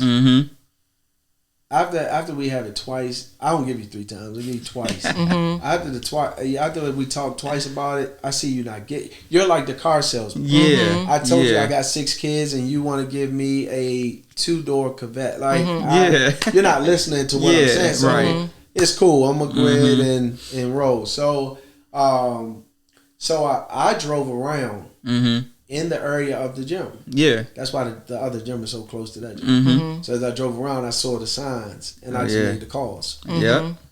So when I made the calls, so this another thing. Yeah, let's keep it a buck, right? When I called the people to go look at the space, they was like, okay. They wanted to see the old gym. They wanted to see the gym where you were coming from. Yeah. Right? The gym was nice. It was all black. You know, when they walked, they was like, "Oh, this is nice." Yeah. So then I guess they did the numbers, right? They didn't know what I did for a living. Yeah. They didn't know how much I made from the gym, like nothing. Let's keep it a buck. I'm black. Yeah. People I'm talking to are white. Yeah. So they sat there and said, "Do you know how much it's gonna cost to do this? To get this gym?" And I was like, "Well, yeah." I did the math on it or whatever. Yeah. They was like, okay, but then we're also looking to get a deposit. Yeah. Right? And then we're also looking for 2 months up front of rent. So they're really trying to play, like, right? At they're this trying point, to play you because they don't even ask for all that. At this point, I kind of like I laughed a little bit, right? Because I knew what that meant. Yeah. Right. So I laughed a little bit. And I said, yeah, I understood that. I said, I understand that. I said, you guys got the lease.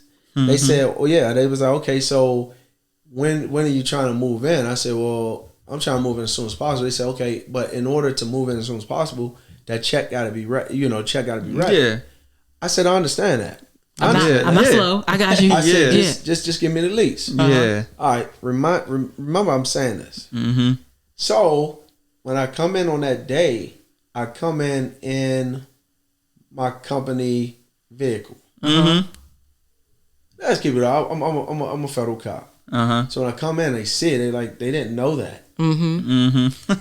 So they were stuck. Yeah. It's like, here go your check. give me the keys. So he gave me the keys.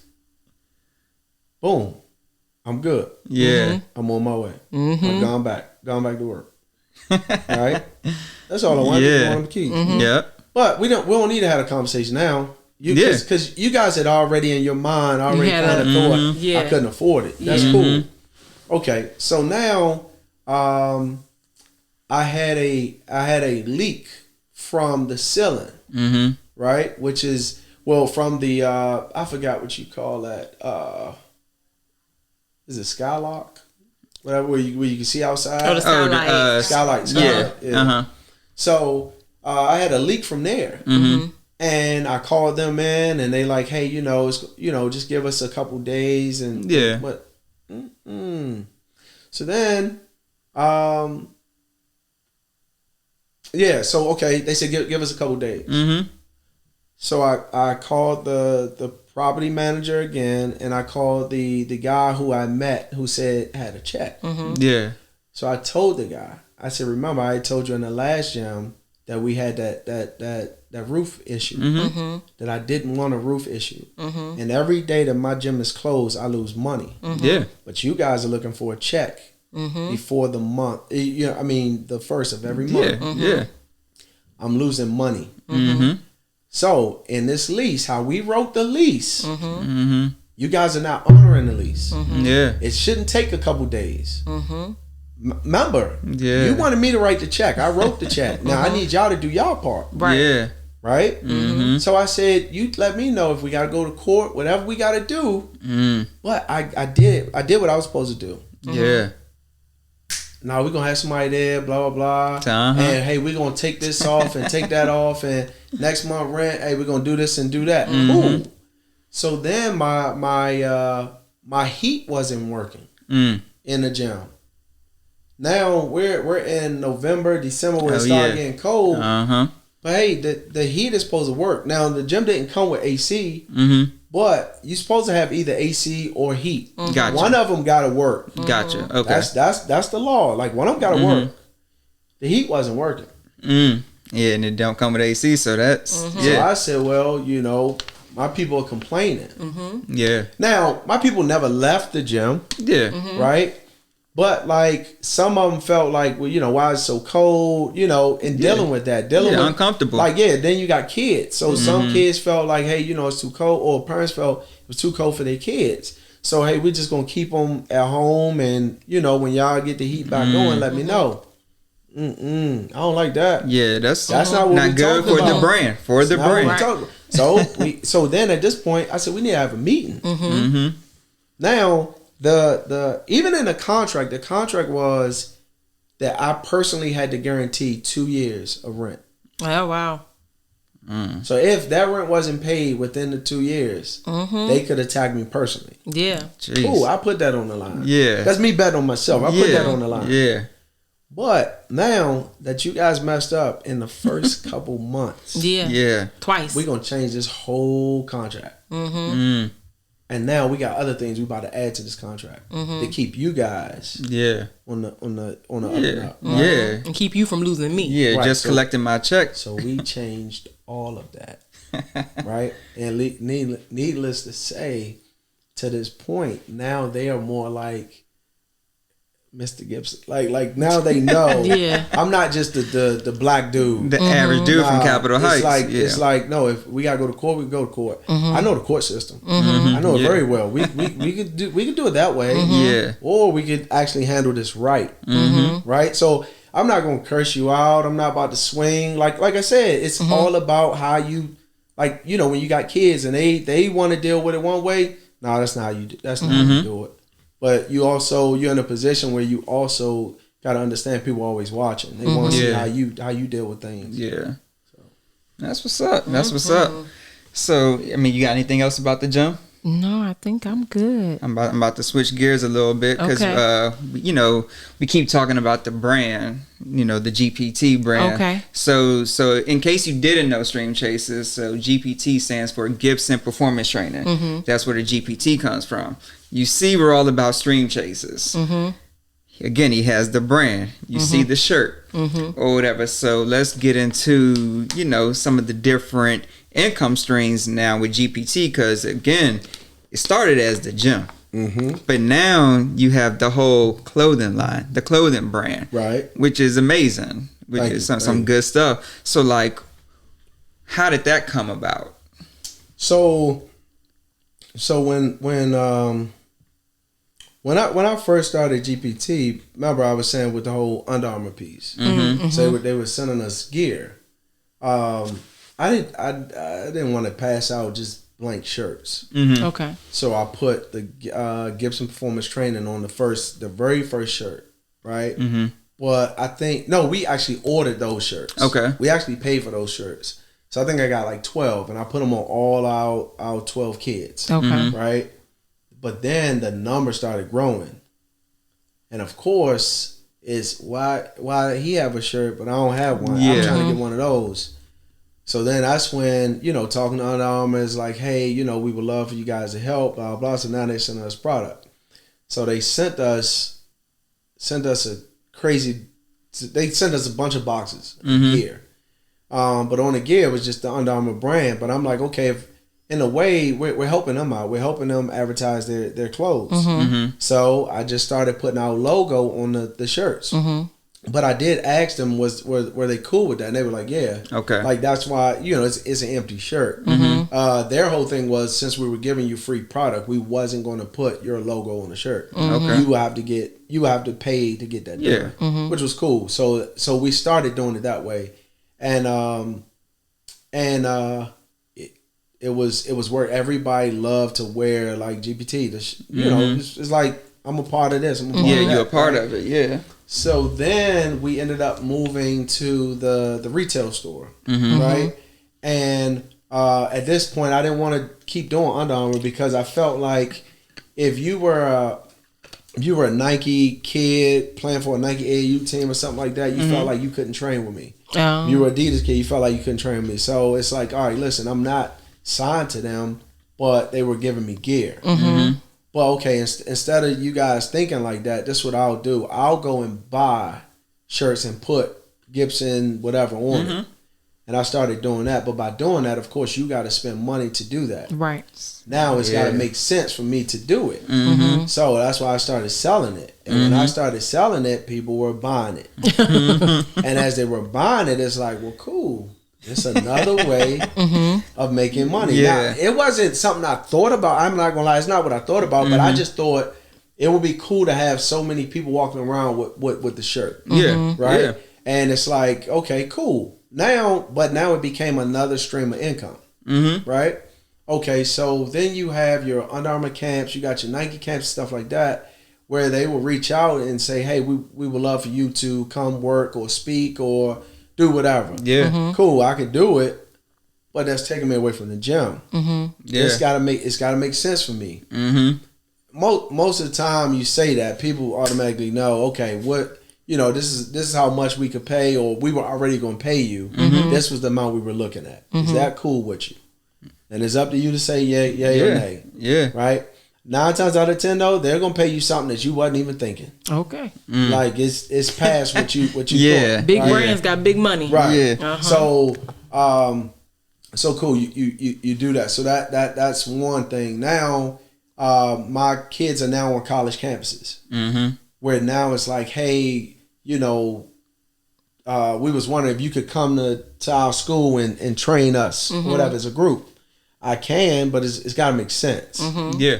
And people made it make sense. Okay. Yeah. So it's like, all right, boom, now I'm doing that. So that worked. Then it came a time where, say, what speaking on domestic violence, like because I'm an officer, speaking on that, being at summits, speaking on panels and things like that, people would pay me to show. Yeah. So that became another stream of income. But I guess a lot of these streams, I just never really looked at like, oh, hey, this is a good way of making some money. Like, I didn't look at it that way. I looked at it like, this is what I wanted to do. And over time, if it was taking me from the gym, when I knew the gym came with bills. Yeah. So it got to make sense. I would love to help you, but when I'm not in that gym for that day, I'm missing out on this amount of money. Like, gotta make it make sense. Gotta make it make sense. Yeah. So Yeah. Can I ask you, just in general, across all your streams? I mean, I get that you have loved what you are doing from the first time you started doing it from early on. But when would you say you would call your business successful? Like, when did it hit a turn between you just doing it because you love it and like, I'm doing this and I'm successful at it? What year in business would you say? Okay, so let's say I started GPT in 2006. Okay. The thing about it is I never had an overhead until I moved out of that basement. Right.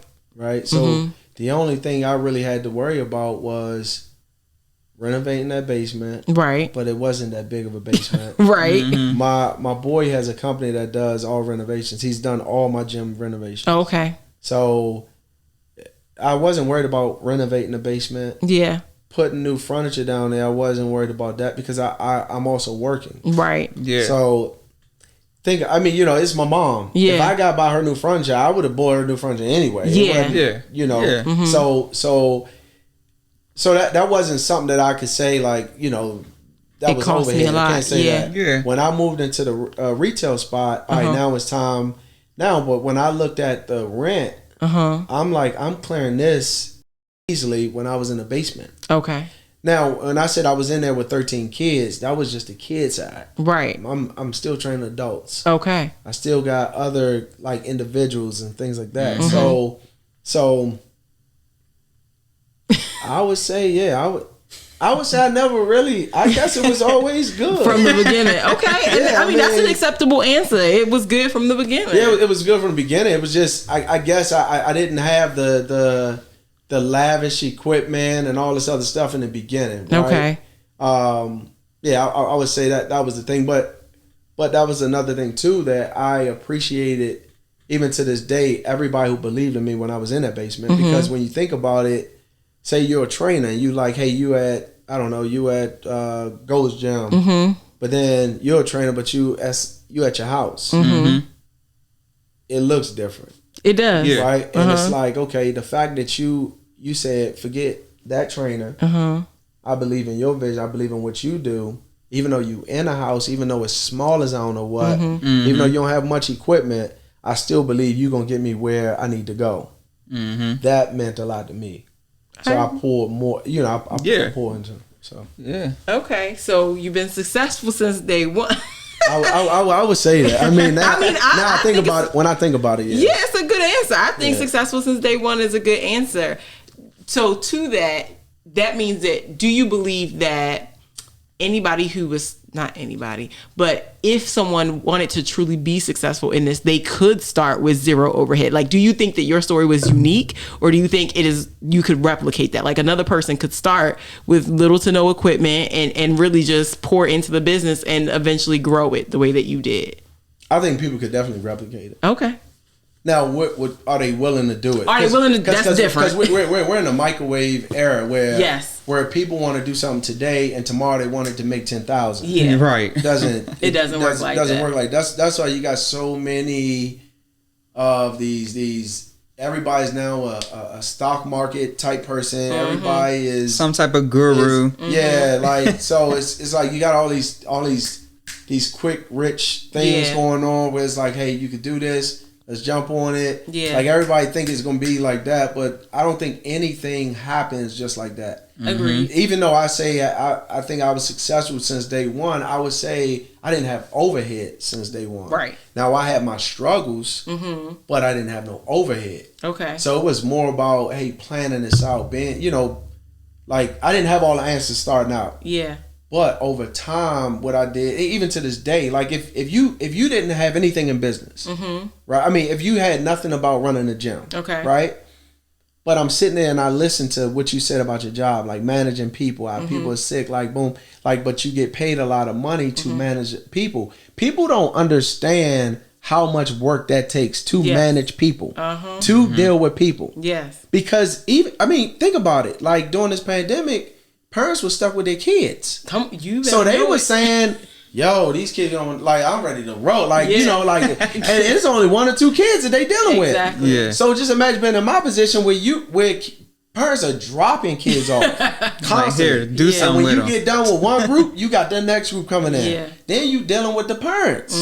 So it's like, you know, and then once you done training them, they calling you or they texting you. They got a question or they emailing you. Like, or can you send us the video? Or coach, you forgot to send a meal plan on this or that. And it's like, yo, it's only 24 hours in a day. Yeah. Right? But people forget. You got a family life, your personal time, you just need to yourself. Like, people forget that. Yeah. Right? Yeah. So when you think about, like, so I took time to sit with any, if you were talking to me, I'm gonna sit down, I'm gonna listen. I'm gonna take notes. Yeah. Because it's something I can learn from you, or it's a method that you might not even think is a method. It's just, Right. It's just you've the way been I doing do it for it. so long. That's Right. how you deal with it. But you know what? That works on him.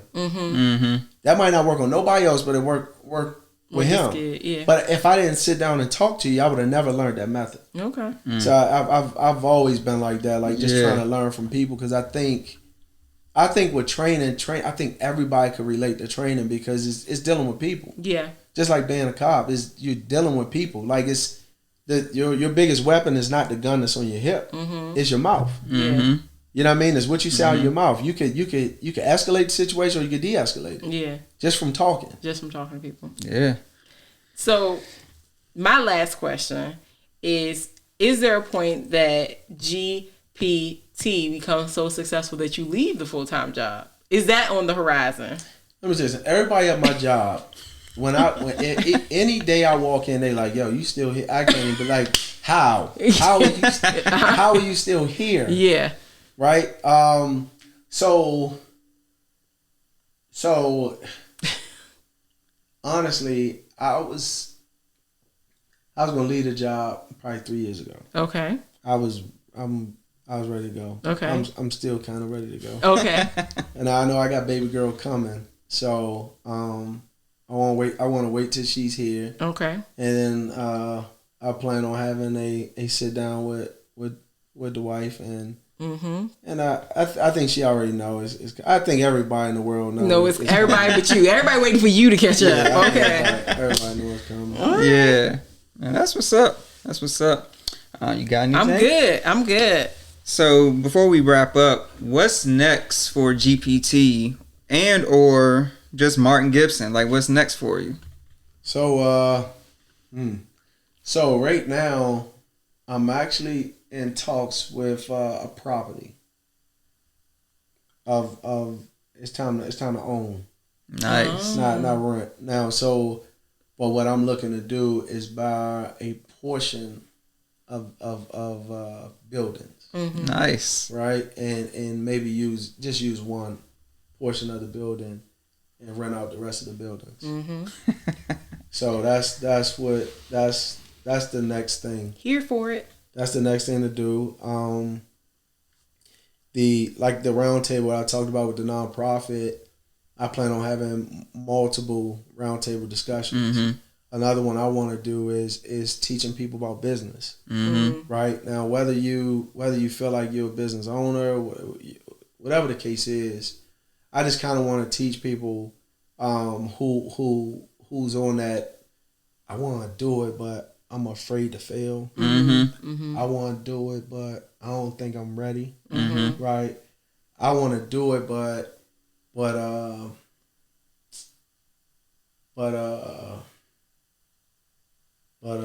I don't have no reason why I'm not doing it. I'm just gonna keep saying this every day. Right? Or I want to do it, and I want to make all this money, man. I just want to sit back and just be like, boom, chilling. Yeah. Right? I want to talk to all those people because all of those, you meet those people every day. Oh, yeah. The person who say, I just want to do and make all this money, that's the person who don't have a plan, who don't understand, like, hey, you're going to go through these hard times, and they're going to be the first people to give up.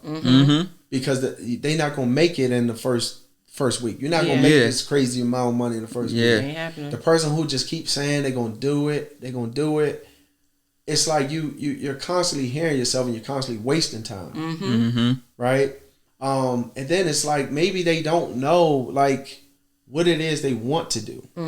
Yeah. But I always say, like, find something you love. Like, if you find something you love, you would do something you love for free all day long. Yeah. Right? Yeah. So think about it like this. If you would do something for free all day long, right?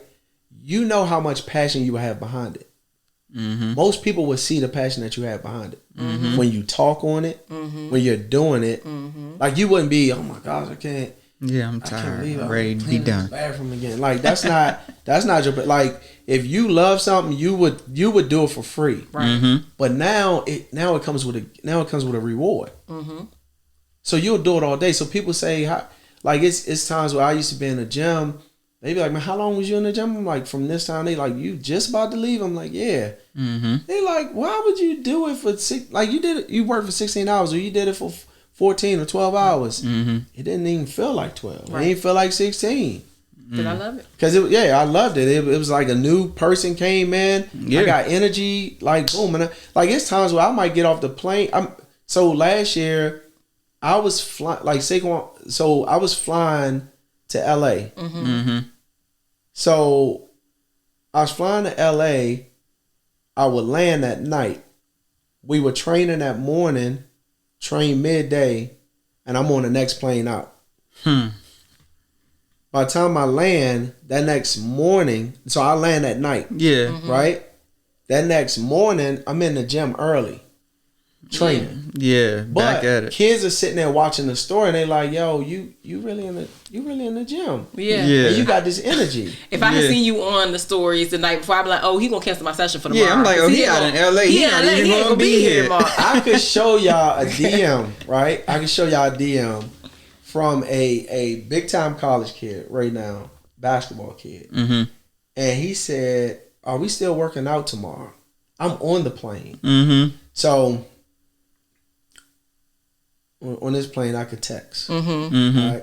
I'm like, yeah. On this plane, I on could this text. particular plane, He tried to throw that in there. just No. So I'm like, yeah. Like, I'm about to land in the next hour. So he was like, oh my gosh, you to go for real.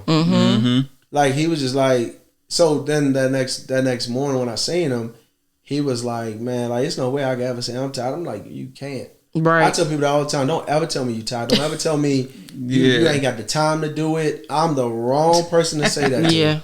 Because if you really want to do it, you'll find the time to do it. Yeah. Let me go home and dust my Peloton off. All three of us about to be in GPT next week. But okay, so what's next? So what's next is I do plan on having more roundtable talks, right? I do plan on being more involved in the community, even though I'm already in the community. But I want to do more things. Like I want to do like breast cancer walk. Like I want to do more engaging things with the community, get them out.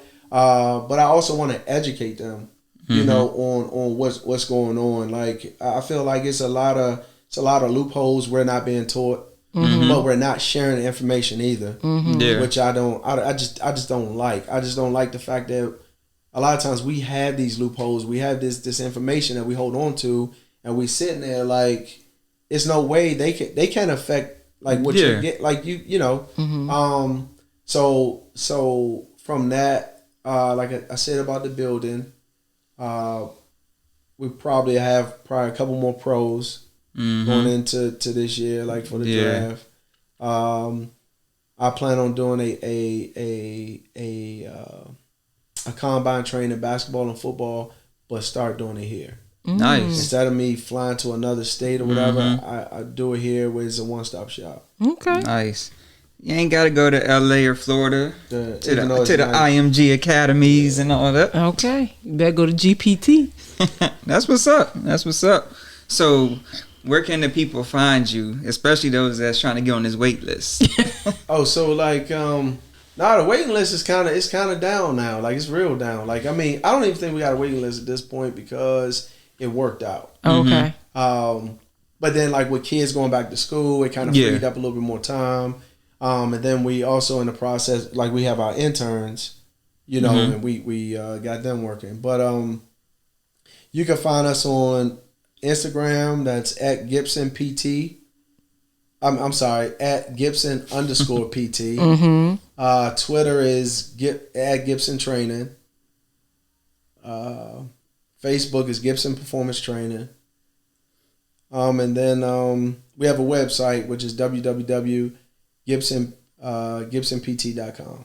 That's what's up. All the places. Also, podcast.